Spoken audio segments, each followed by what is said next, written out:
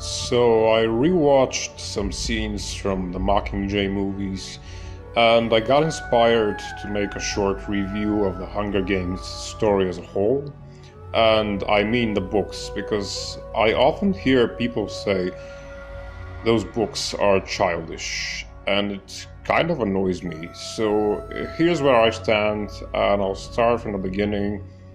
This is the way I get it, and why I don't think the Hunger Games is childish.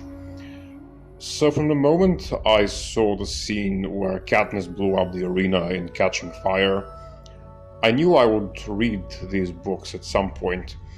And then I saw the hospital scene in Mockingjay Part 1, and that finally made me do it. And these were one of the best books I've ever experienced.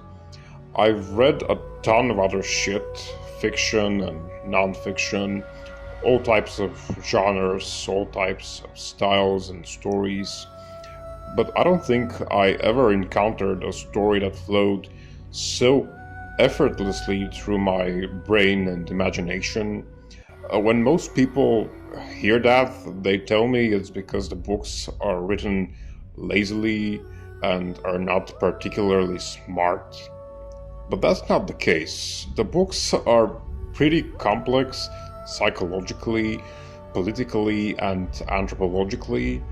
They're just presented through the viewpoint of a 15-year-old who is simple in her compassion, genuine in her intentions, and is not a pompous blabber just for literature's sake. Which is why I think the books were so refreshing to me. It's not a childish story, it's just a story seen through the eyes and narrowed down viewpoint of a kind-hearted child. And that makes it just the opposite of stupid. It makes your own judgment work hard in parallel with Katniss's. For example, to this day I wonder, and I don't think I'll ever be able to come to a concrete conclusion about it, whether Al McCoy really was a ruthless dictator and deserved the arrow shot. It's a writing style like this one that fascinates me. 50% narrator and 50% of your own judgment. A book that provokes your mind this much is, I think, far from childish.